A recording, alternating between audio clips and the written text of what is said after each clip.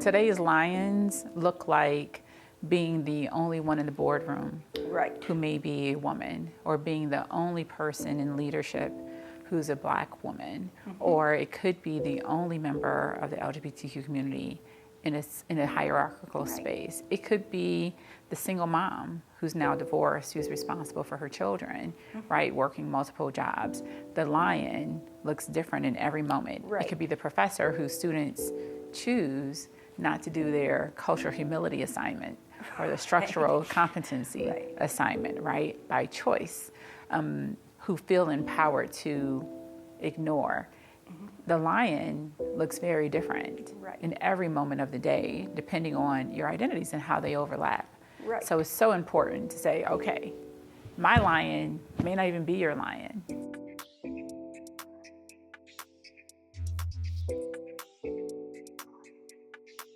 You're listening to the Health Disparities podcast from Movement is Life, being recorded live and in person at Movement is Life's annual Health Equity Summit. Our theme this year is Health Equity, Solutions from Healthcare Leaders. I'm Kristen Zalakaffer, a board member of Movement is Life and strategist and diversity, equity, and inclusion practitioner. Today, we're going to dive into the topic of weathering. This idea that chronic stress from life in an unjust society can have immeasurable negative impacts on people from marginalized backgrounds. Dr. Geronimus is here with us today. I'm so honored. She's a professor in the School of Public Health and a research professor in the Institute for Social Research at the University of Michigan, where she's also affiliated with the Center for Research on Ethnicity, Culture, and Health. She's the author of Weathering the Extraordinary Stress of Ordinary Life in an Unjust Society. We're so happy that she's here. She's coined the phrase weathering. We will dive into that and what it means. So Dr. Geronimus, welcome to the Health Disparities podcast. Thanks for being here. Oh, thank you. It's a pleasure to be here. Excellent, excellent, excellent. To start, tell us a bit about yourself. Tell us what set you on this path for studying this phenomenon, and how did you come to the term weathering? Okay.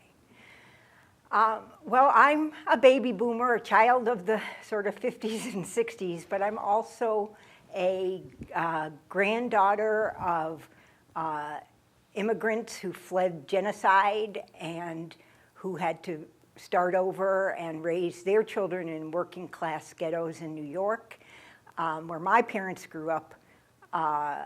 And so I've come to realize that kind of the two big influences that set me on this path was the time I was growing up, which was the heyday of the civil rights movement, and where, thanks to television, even if we weren't right there, we could see many of both the very brave things activists were doing and also some of the really abusive things that were happening even to young children.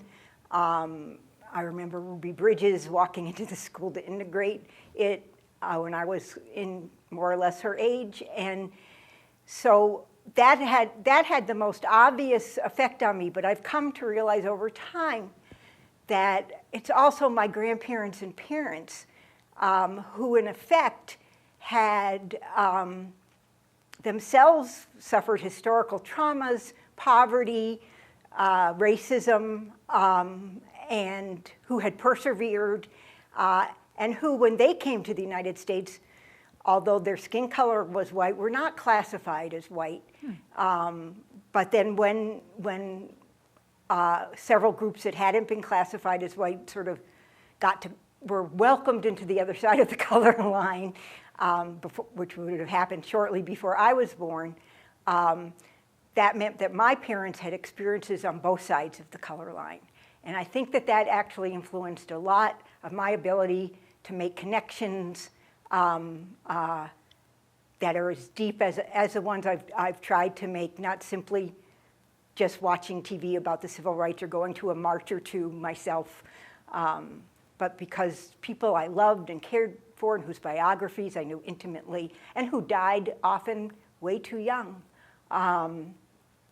had lived related, I won't say identical experiences, but related experiences. There are many cultures in New York that were not classified as whites, whether it was Italian or Russian, right? And then that is a powerful statement that you were welcomed, your generation was welcomed to the other side. To a point. To a point, to whiteness, right? You also learn, if you're not part of the generations and generations of whiteness, you're never completely arrive.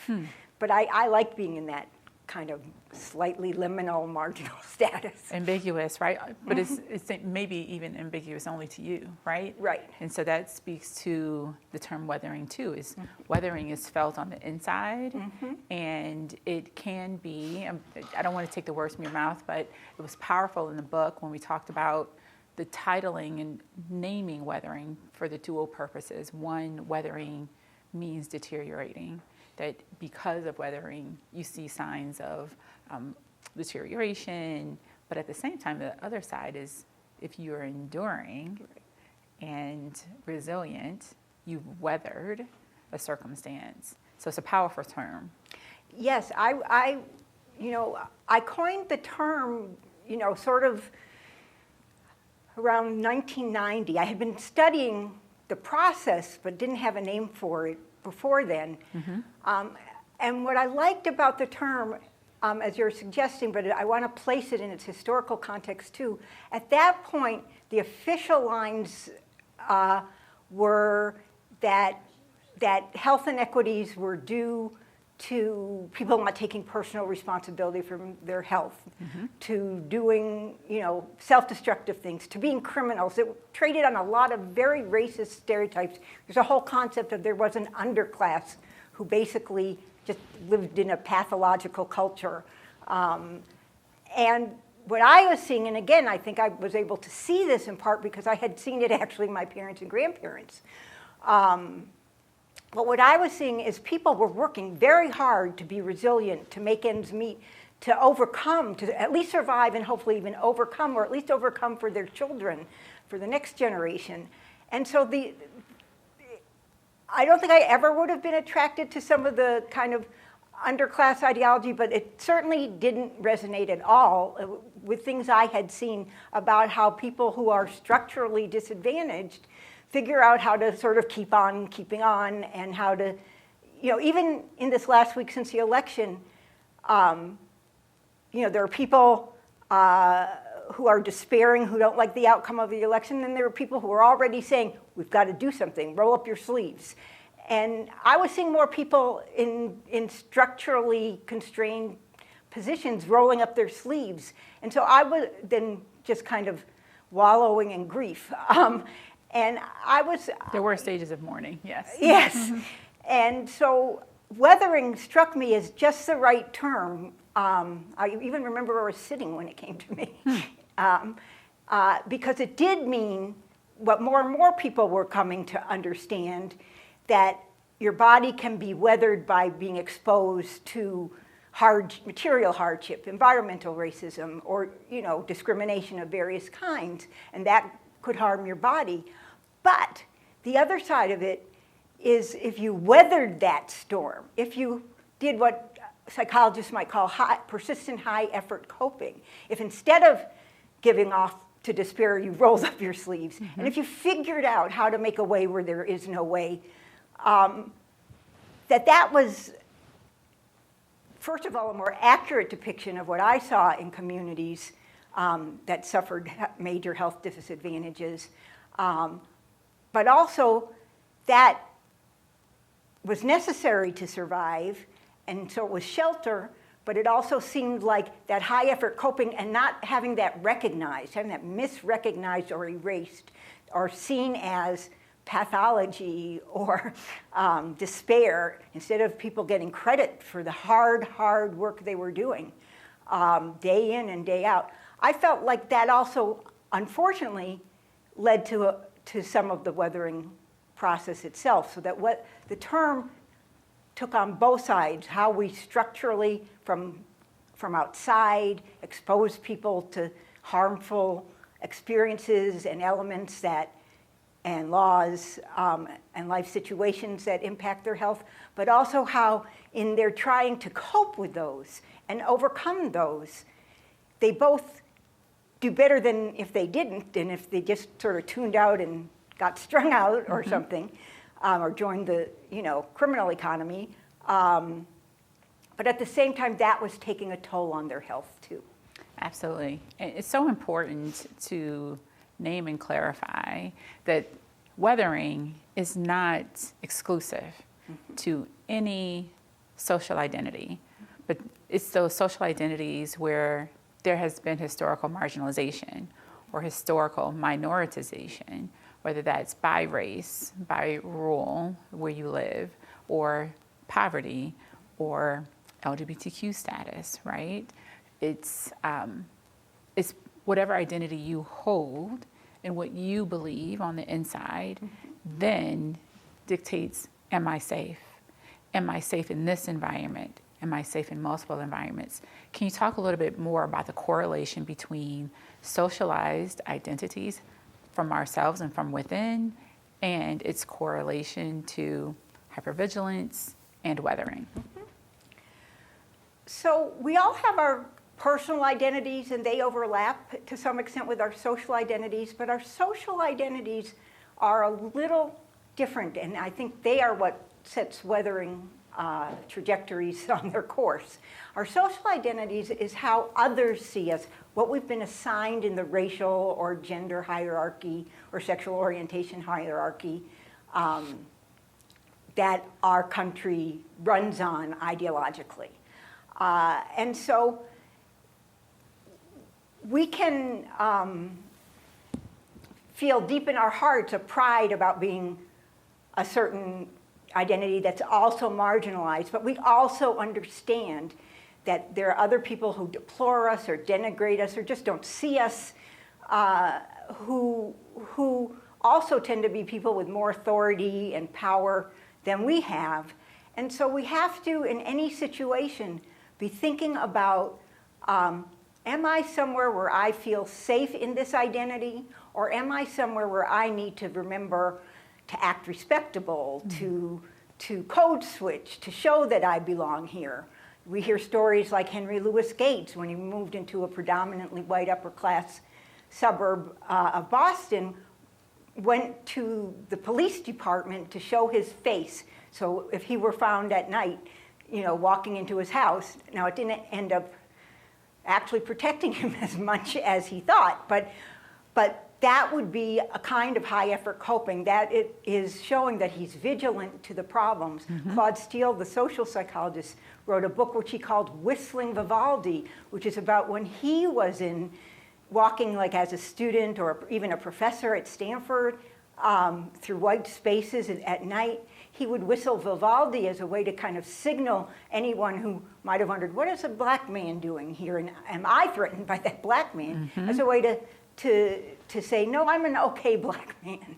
And so when we realize that some of those ideological and stereotypical and just plain racist beliefs are kind of in the air, or could be, because we're in a white neighborhood, or we're at an Ivy League institution when we're a first-gen student,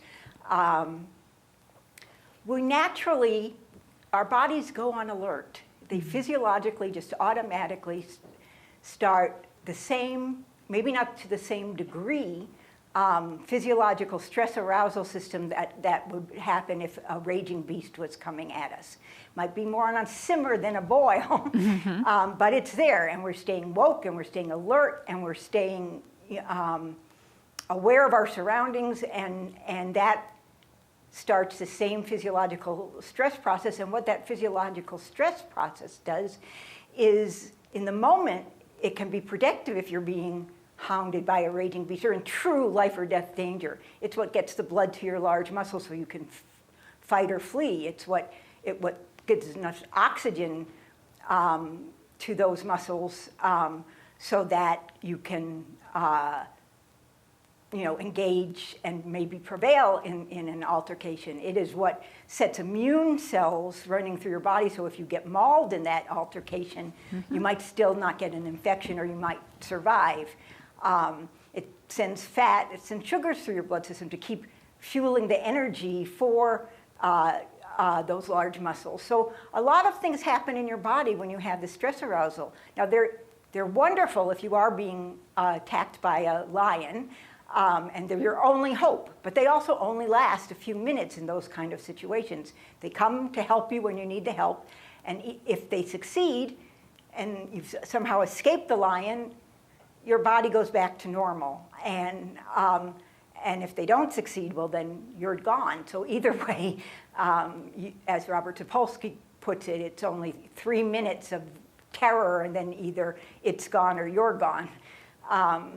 But those same systems get aroused by the kind of alertness you have to have if you think you're walking through a dangerous neighborhood, dangerous for you, in whatever your social identity is. And the problem is, if you're a member of a marginalized group, and in particular if you're a member of one that's also impoverished, without much access to education or medical services, but even if you're a highly accomplished member of that group, you're having that stress arousal happen constantly, if not constantly, very often. Those fats and sugars, those immune cells, they stay going through your blood system, and they start becoming plaque in your arteries. They enlarge your heart from all the blood that's being pumped towards your heart. They affect your ability to breathe. Your immune system starts to get dysregulated because you're always pulling up and mobilizing your immune cells, but they sort of are all dressed up and nowhere to go. And so over time, and that's what weathering is, over time being exposed to these chronic stressors in your everyday life. It doesn't have to be a trauma. It doesn't have to be a raging beast. Those things certainly would also promote weathering. But it can just be the ins and outs of banging your head against a structural wall day in and day out, having to, when you just want to go to sleep on the bus because you've worked the night shift, but you know the bus may not be a safe place to be asleep, it's having to be awake even longer and alert for all the cues that you can see unconsciously as well as unconsciously. Those being able to see, have that street smarts, or unconsciously, after one tiger has come after you, you kind of hear some rustling in the grass, and you get on alert again. Maybe it's another one, though maybe it's just the wind. It could be. Today's lions look like being the only one in the boardroom who may be a woman, or being the only person in leadership who's a Black woman, or it could be the only member of the LGBTQ community in a hierarchical space. It could be the single mom who's now divorced, who's responsible for her children, right, working multiple jobs. The lion looks different in every moment. It could be the professor whose students choose not to do their cultural humility assignment or the structural competency assignment, right, by choice, who feel empowered to ignore. The lion looks very different in every moment of the day, depending on your identities and how they overlap. So it's so important to say, okay, my lion may not even be your lion. Absolutely. Absolutely. Can you even see my lion for the day? And that speaks to, then, if you can't see it, how do you help me? How do you support me? And in those scenarios, Henry Louis Gates and the other person I can't remember the person's name, but those responsibilities fall on ourselves. We have to figure out our own solutions in the moment. They were being proactive, right? Going to the police. So what happens when you don't even know that you're seeing lions because you feel like you're in the jungle every day? That's a perfect description of what's happening. And most of the time you don't know. Or you have some sense of it. You're not feeling comfortable, or you're noticing you're afraid to raise your hand in a class or speak up in a boardroom. All of that is about managing your social identity, and all of that is activating your stress process. But these are all human reactions, and so if we think we can change them ourselves as individuals, we're not adapted physiologically to do that. we have to change the settings. We have to have that professor, take not just a 1-hour training, but maybe a 6-week training to come and understand what it means to be a first-gen student or a Black student or a woman student in a STEM classroom. We need to change the cues in that classroom. I've talked about a study where women in STEM classrooms did better when the posters on the wall were nature pictures compared to if they were Star Trek pictures. So these cues are subtle, they're everywhere, but they're easy to change if you know it. But it has to be a societal project. In the education field, there have been researchers, social psychologists who have worked with teachers and professors to help them have growth mindset language, for example, to help not at least stir the pot of this vigilance. Instead of saying, look to your right, look to your left, one of you three is not going to be here at midterm, and basically saying only if you're already good enough, that stirs the pot, and then you have to prove you're good enough, or you have to wonder, am I good enough? And that takes too much bandwidth away from the cognitive learning you would otherwise be able to do. But if teachers are taught not to say that, but to say, everybody should be able to understand this, it will be hard for some people than others, and some parts of it will be harder for different people. But if you put the work in, and if you come and talk to me and I can help you put the work in or help clarify what you're not understanding, everybody should pass this course.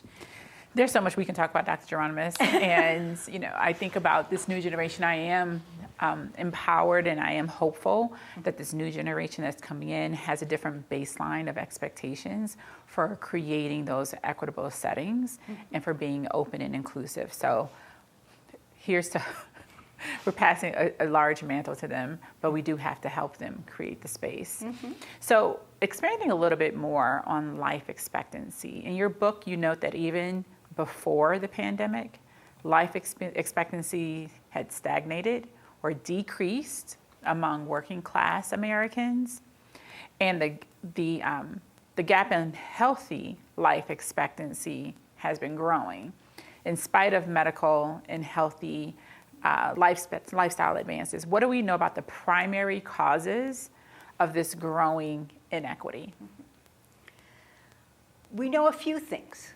We know that the things we thought caused this obviously weren't the problem because we've done interventions to address the things we thought were causing it, like health education interventions and self-help books and all those things that and tearing down public housing and a whole range of things that looked to people like would make the difference, but they didn't. So one thing is we know we have to come up with new things and different things. The other thing I think we've learned is there's a literature on, if you take this other side of weathering, this high effort coping, or it's actually both sides of weathering. We went through a major macroeconomic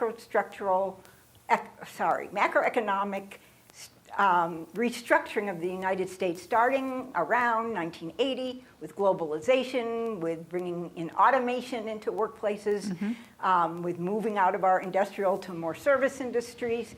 And what we did was, for working class people of any race or ethnicity, so they may disproportionately be of color, but this applies, and we see it in the statistics in the life expectancies of white Americans too. We took away their livelihoods. We took away those who even kept jobs. The real wages didn't go up. We made housing unaffordable. Medical care became more privatized and competitive and way more expensive and less accessible. And you can imagine that makes it much harder to survive, but it also puts a lot of indignities on people, a lot of anger for some, even rage for some. And because I don't think most people in those situations just give up, they had to work that much harder or improvise that much better or take jobs that were more dangerous or live in neighborhoods with more toxins or eat least healthy foods just to make it ends meet and feed their families. And I think over time, that both that change in their standard of living, literal change in their standard of living, but also the psychosocial impacts that they had to be working overtime figuring out how could they, feed their family on what they were earning or not earning. How could they get the landlord to get the heat back on in the winter when they had no power to do that? How could they take care of now their parents who are unhealthy in a variety of ways as they age, but also their children who now have asthma, and themselves who are getting depressed and also having hypertension at early ages or diabetes. That high effort coping, and will it ever end? And what we've kind of seen is for 40 years now, for the least educated people in our country and people who before might have been in working class jobs that gave them benefits and a decent salary, for those groups who were robbed by this macroeconomic restructuring of their place in society as well as their material resources, and put in a place where they had to do more stressful, high-effort coping, I think that, and there is evidence, scientific evidence to bear this out, is a major way that longevity has been affected. It's primarily been affected by earlier onset of diseases of aging like cardiovascular diseases, metabolic diseases, immune diseases, not so much from what we hear about in the news about opioids and suicide, although there are those. But it shows all the signs of having, both in terms of what positions it placed people in, and what human beings naturally do who are industrious and who also have these automatic physiological reactions. It shows all the signs of weathering has contributed in large ways to the growing inequities in health. So you've laid out a good amount of the causes and how do we cope. So let's talk about how we can be protective. So there's so much variation in how an individual can weather. What can we do?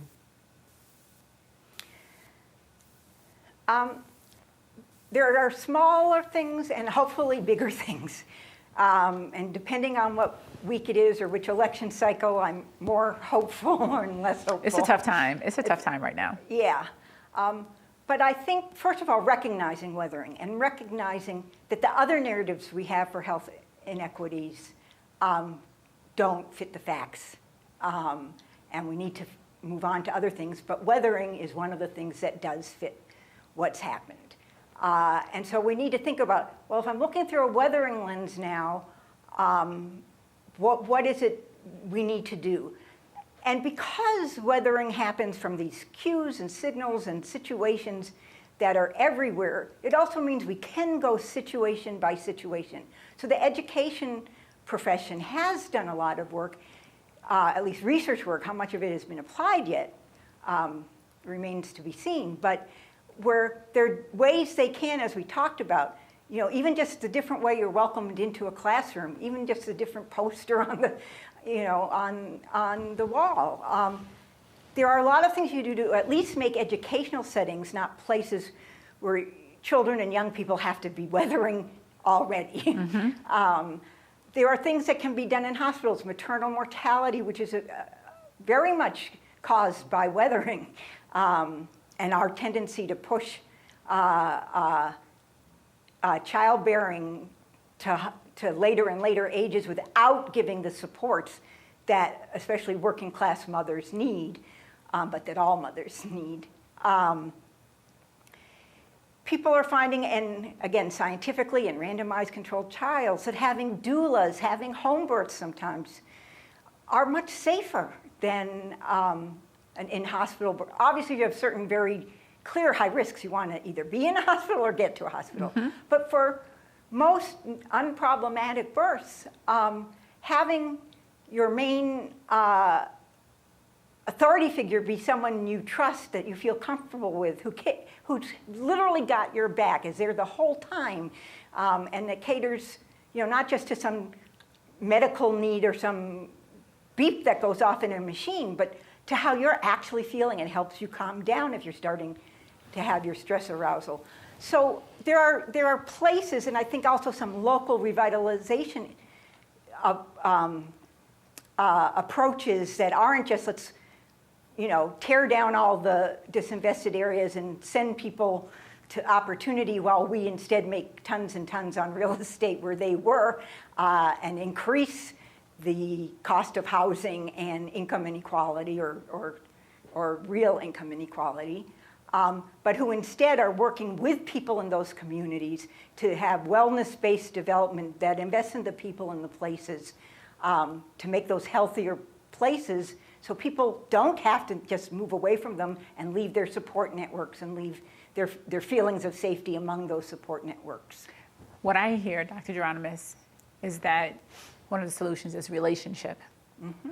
Relationship, whether that's relationship of trust with your doula, your midwife, your educator, your teacher, your supervisor, your physician, right? One another.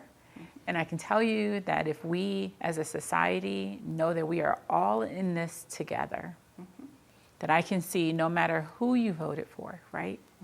No matter how you feel on one issue or another, if I can see you and be in a relationship with you, that helps to ease the feeling of safety, and helps to ease or at least decrease those high coping stress situations where you feel the need to cope. So perhaps relationship is a strong problem solver to weathering. I think health is very tied to being rooted with people who share your lived experience, who see you. Yes. That's part of why I think the ideas about fragmenting communities was not the way to go.